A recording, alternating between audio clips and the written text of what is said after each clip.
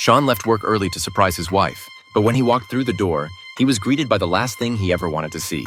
There she was, in the bedroom with another man playing some kind of game. He didn't need to think twice. It had to be his boss. On his way in, he'd spotted his boss's belongings sitting right there on the table. Not wanting to interrupt their fun, Sean bolted out of the house and sped off in his car. His mind was racing, unable to focus on anything. That's when a carjacker jumped in and demanded his wallet. But instead of fear, Sean felt a strange rush of excitement. This guy had no idea who he was messing with.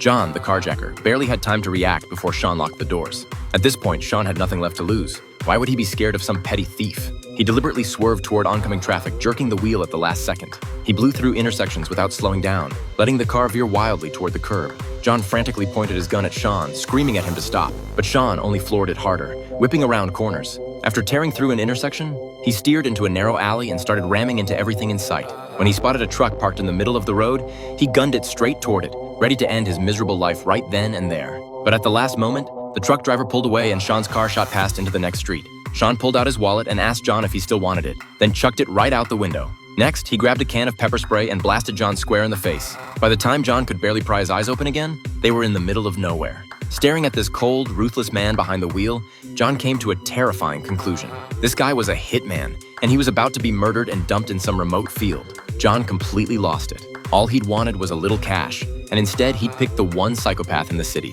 He cursed himself for choosing the wrong target. Sean ignored John's panic and kept driving until they reached a gas station. Once there, he handed the gun back to John and told him to get out. John was thrilled. He couldn't get out of that car fast enough. But when he reached the roadside and tried to hail a ride home, he realized he was stranded in the middle of nowhere. So he trudged back to Sean and made him a deal. Give him a ride home, and he'd keep quiet about the whole kidnapping thing. Sean couldn't believe what he was hearing. He was the victim here, and now he was being called the kidnapper? Frustrated, he flagged down the gas station attendant to pay and leave. That's when he realized he was completely broke. He'd thrown his wallet out the window during his joyride. Luckily, there was still a credit card in the car. He rushed outside, hoping to ditch John for good. But as he stepped out, John tackled him to the ground. Sean tried to get up, only to catch a punch to the face. John had one goal. If Sean was leaving, he was coming too. John threw up his fists in some half-baked boxing stance, trying to intimidate the psycho killer. But Sean swung back with everything he had. John took the hit and burst out laughing. This so-called hitman punched like a girl. After easily blocking Sean's second attempt, John made a move for the car. Sean grabbed his shirt, and thanks to John's heavier build, he couldn't break free. As they struggled, they both lost their balance and crashed to the ground. Each one scrambled to get to the driver's seat first, but neither succeeded. Finally, they called a truce. When Sean told John about his wife's affair, John smirked, assuming Sean must have killed the guy and dumped the body somewhere. But Sean calmly admitted he hadn't done anything. He'd just walked away. What a pussy! John decided it was time to help Sean reclaim his manhood. But John wasn't exactly easy to deal with. While filling up the tank, he robbed the gas station owner. They'd barely hit the road when the owner came chasing after them with a gun. To make matters worse, a police car was blocking the road ahead. They spun around and found themselves sandwiched between the cops and a truck. But Sean didn't flinch. He drove straight at the truck, banking on his street racing instincts that the driver would swerve first. Sure enough, the police car and truck collided head-on while they sped away. Next, John and Sean hatched a revenge plan. First stop, a supermarket for supplies. John, ever the professional, grabbed 2 hats and stuffed them down his pants, then flashed them at a store clerk like it was no big deal. The clerk knew immediately something was off. She'd never seen anyone shoplift so brazenly. Hats secured, they hit another store. John walked in, spooked the lone employee, and walked out with 2 flashlights without breaking a sweat. That night, they arrived at Sean's office building. Only one security guard was on duty in the lobby. John grabbed a rock from a nearby planter and hurled it through a window. The shattering glass did the trick. The guard went to investigate. They slipped inside and made their way to the top floor where the boss's office was. John popped open the keypad panel and, drawing on years of experience, cracked the code in seconds. Once inside, the first thing they did was cover the security camera. To get back at his boss, Sean planned to take the $1 million stashed in the office. He flipped a switch, revealing a hidden safe. He punched in the code, and it swung open. After all, Sean had always been the boss's most trusted employee. He'd even helped hide this money in the first place. They stuffed the cash into a bag, pulled on their masks, and got ready to leave. But Sean still wasn't satisfied.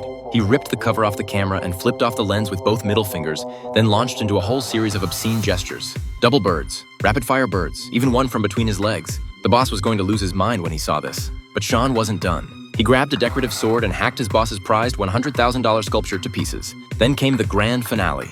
Standing in front of the camera, he pulled off his mask and finally said everything he'd been holding back for years. With that weight off his chest, Sean left the building feeling genuinely relieved. He headed to a bar to meet up with Mary, a woman who'd been pursuing him for a while.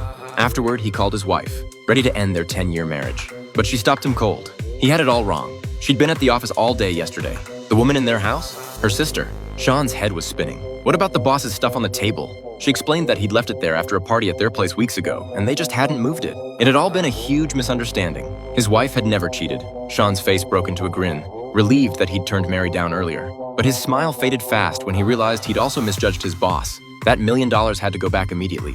Meanwhile, John was happily counting the cash at their hotel, completely unaware that the conspicuous bag had already caught the attention of some real criminals. When Sean got back to the hotel, he found John clinging to the balcony railing. If anyone so much as touched that door, John would plummet to his death. And even without interference, his grip was failing. Sean burst through the door, grabbed the bedsheet, and rushed to the balcony.